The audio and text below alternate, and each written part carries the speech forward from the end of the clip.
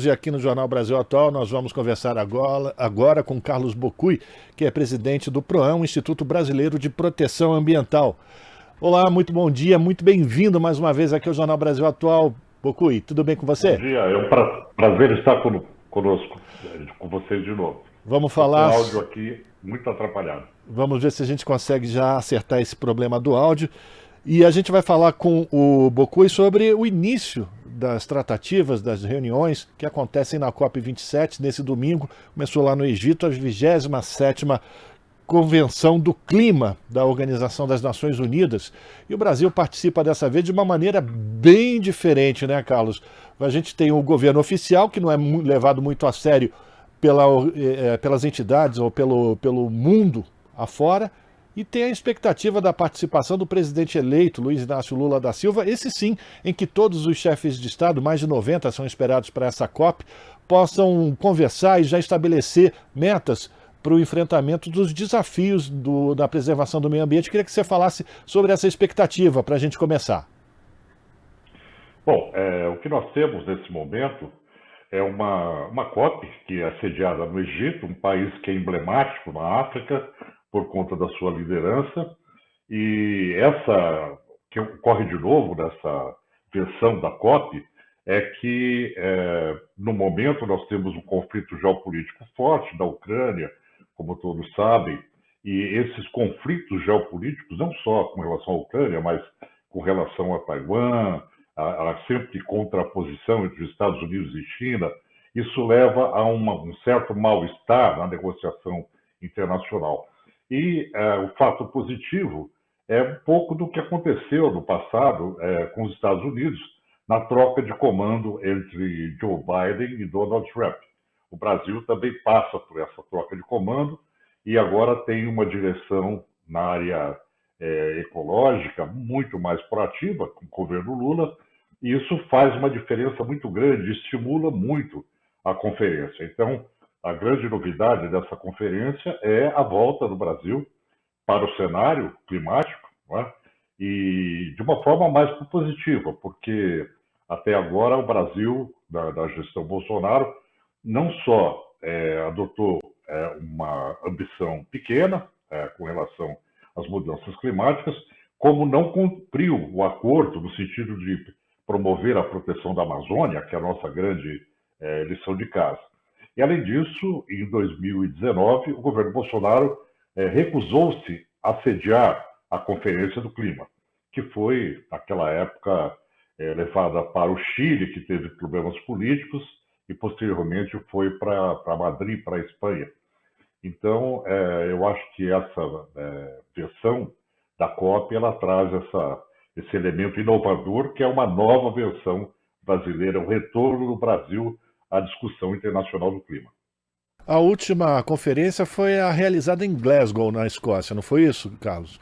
De lá Isso para mesmo. cá, a gente conseguiu ter algum avanço ou a situação tem se deteriorado da última conferência para esta? Infelizmente, eu acho que você usou a palavra correta.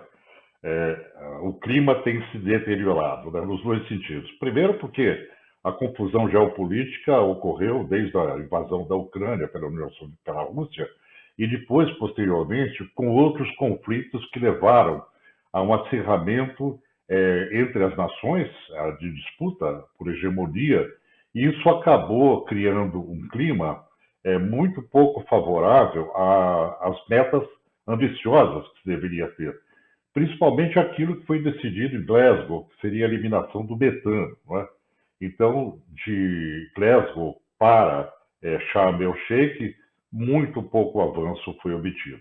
Na verdade, a expectativa de sucesso dessa conferência, do ponto de vista geopolítico, é muito baixa por todos os países, inclusive pelas Nações Unidas, que afirmaram que esse processo de catalogação que vem fazendo o IPCC, o painel intergovernamental de mudanças climáticas, se transformou numa forma de catalogar os nossos fracassos, né? Quer dizer, o mundo de fato ele promete, mas ele não cumpre as metas prometidas para reduzir os gases de efeito estufa.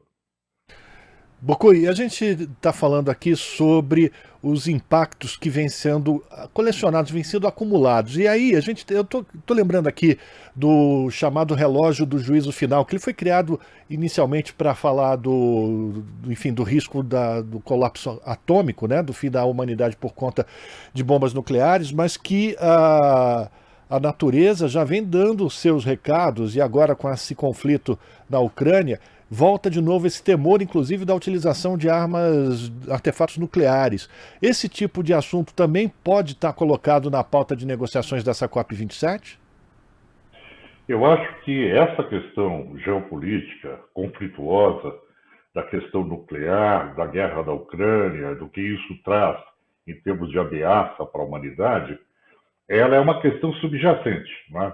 Porque o que se senta à mesa é, não é o que deveria ser. Nós deveríamos ter aquele multilateralismo colaborativo entre as nações, preocupadas em que se tenha um avanço civilizatório, que as metas elas sejam mais ambiciosas e se tenha esperança do cumprimento dessas metas. Mas o que nós temos, na verdade, é uma série de problemas, não só a ameaça nuclear, mas, por exemplo, a volta dos combustíveis fósseis na União Europeia. Agora, frente ao inverno e com os problemas com relação ao gasoduto de gás, que era fornecido pela Rússia, você tem um incremento maior do uso de combustíveis fósseis. Então, o que se tem, na verdade, nesse momento, é uma série de elementos negativos, não é? Justamente no momento em que o IPCC afirma que o mundo já aqueceu 1,15 graus. Né? Quer dizer, falta praticamente 0,35 para 1,5 da Conferência de Paris. E outro elemento também que é preocupante, falando aí do relógio do juízo final, é o fato de que não há muita expectativa de reversão desse quadro de aquecimento. E o fenômeno Laninha, que se instalou nos últimos anos, na verdade, ele realiza um resfriamento que pode ser acentuado por um El Niño. Então, a gente passa por um momento de mascaramento da temperatura global por um efeito de resfriamento das águas do Oceano Pacífico. Né? Então, eu acho que esses elementos são importantes a considerar, sempre lembrando que a partir de 1,5 graus, as consequências para a humanidade são imprevisíveis, inclusive para a agricultura, enfim, para a questão da elevação das marés, não é? Dos processos de desertização. E esse momento de Sharm el-Sheikh, o Egito, à frente dessa liderança, ele traz essa realidade da proteção subsaariana, da proteção da África mais pobre, daquela que está abaixo do Saara e que será muito penalizada com relação, principalmente, à questão da agricultura, com o acirramento das mudanças climáticas. A gente está conversando com o Carlos Bocuí, que é presidente do PROAM, Instituto Brasileiro de Proteção Ambiental. Com relação ao aquecimento global, Bocuí, o limite são 2 graus de aquecimento, a partir daí não há mais retorno. Queria que você falasse sobre essa data limite, ou essa marca limite. Na verdade, o Acordo de Paris estabeleceu 1,5 graus como seguro. Não é? O que significa isso? É que se o mundo aquecer 1,5 graus desde o período industrial, lá por volta do século XIX, nós estaríamos ainda numa faixa de segurança, com estabilidades, muita estabilidade, a gente percebe isso hoje, mas não numa fase catastrófica. Por exemplo, na perspectiva de você ainda poder controlar os efeitos sobre a agricultura. O índice de 2 graus de aquecimento levaria ao que eles chamam de uma instabilidade e uma imprevisibilidade para determinados setores, como o setor agrícola. Né? 2 graus, em média, mais quente para países tropicais como o Brasil seriam praticamente insustentáveis.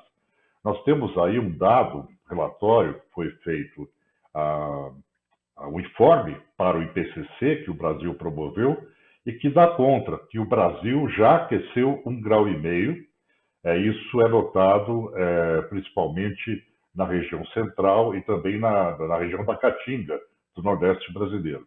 E esse aquecimento do Brasil está impulsionando o nosso território para um processo de desertização, né?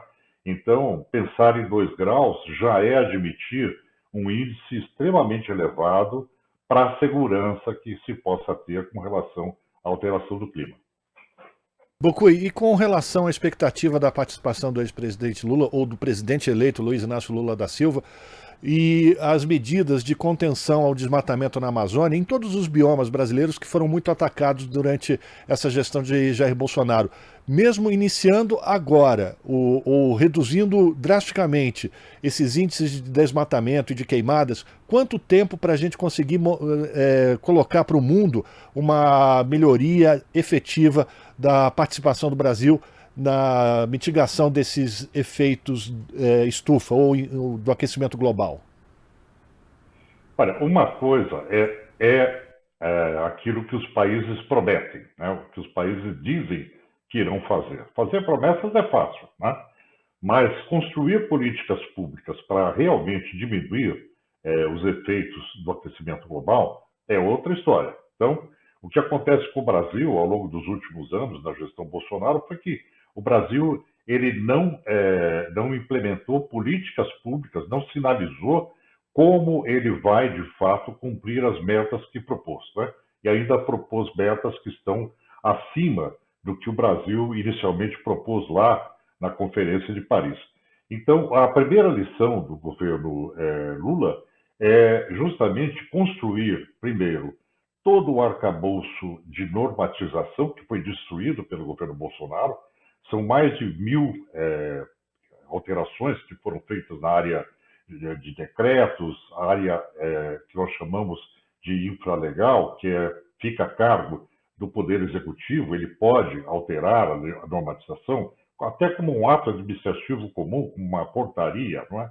Então, tudo isso deve ser reconstruído para a gente ter um arcabouço necessário para a proteção dos biomas brasileiros. Por exemplo, para a fiscalização da Amazônia, né? Você tem que ter elementos como multas que foram retiradas, ou seja, o regramento que o Brasil tinha tem que ser reposicionado. Então, essa construção, que deverá ocorrer certamente nos primeiros dias do governo Lula, é uma questão que é muito importante agora nessa transição de governo. Isso tem que ficar absolutamente definido e claro que essa reconstrução ela tem que ocorrer, tá? A partir daí, você teria a possibilidade de consecução de políticas públicas para conter o desmatamento da Amazônia, o avanço da pecuária e da agricultura sobre o cerrado, não é? Conter os processos de desertização que estão ocorrendo, por exemplo, na Caatinga, não é? Então, essas questões todas que se remetem à necessidade de uma ação efetiva do Estado brasileiro, do governo brasileiro, isso tem que ser reconstruído no Brasil, né? Para que, de fato, se sinalize que as metas serão cumpridas, que não serão apenas promessas. Bocui, o presidente Lula, durante sua campanha, lembrou que era importante as pessoas terem a consciência que uma árvore de pé, economicamente, ela é muito mais viável do que uma árvore derrubada. Queria que você falasse do retorno da credibilidade do país com a eleição de Lula e o retorno também de investimentos estrangeiros como o Fundo Amazônia, a importância disso para a gente conseguir colocar de pé essas políticas públicas de preservação. Olha, eu acho que a primeira questão que deve ser colocada na comparação entre o governo Bolsonaro e o governo Lula é a sensibilidade para com a questão ambiental, né? Primeiro que você retira da base do governo o setor mais atrasado do agronegócio, que estava praticamente no comando do Brasil, né? Era isso que se via da base do governo Bolsonaro, é isso que se vê hoje nas manifestações que estão ocorrendo, muitas delas financiadas e operacionalizadas por setores ligados ao agronegócio mais refratário às mudanças positivas, não é? Então, esse elemento de transformação, ele tem que ocorrer para que o Brasil tenha realmente uma possibilidade de uma visão mais crítica com relação à proteção das florestas, não é? Não transformá-las em pastagens ou em áreas para agricultura somente como o governo Bolsonaro defendeu, pensava. Então, essa possibilidade de que você tem um governo mais proativo, ela é inerente ao governo Lula, que tem a sua base voltada aos movimentos sociais, voltada à agroecologia, e isso garante ao novo governo brasileiro, um respaldo internacional muito positivo. Vou citar aqui alguns países: França, Dinamarca, Alemanha, Estados Unidos, Inglaterra. Então, esses países têm se posicionado já, eu diria, de uma forma esperançosa nessa troca de governo do Brasil, né? E isso faz com que o Brasil não só tenha mais credibilidade para transitar internacionalmente, mas isso não vai livrar o Brasil da sua grande lição de casa, que é fazer uma política ambiental e fazer uma política climática interna robusta. Só isso vai dar ao Brasil o devido trânsito internacional, como o Brasil tinha, o crédito que o Brasil tinha como protagonista internacional. Agradecer a participação de Carlos Bocuí, que é presidente do PROAN, Instituto Brasileiro de Proteção Ambiental, falando aqui com os ouvintes e com as ouvintes do Jornal Brasil Atual sobre a expectativa do início das negociações, das conversas que acontecem no Egito, início da COP27. Bocuí, muito obrigado pela tua participação, um abraço para você, a gente continua em contato e fazendo mais avaliações dessas discussões que começaram ontem no Egito. Forte abraço para ti. Eu que agradeço. Bom dia. Conversamos com Carlos Bocuí, aqui no Jornal Brasil Atual. Você está ouvindo Jornal Brasil Atual. As notícias que os outros não dão.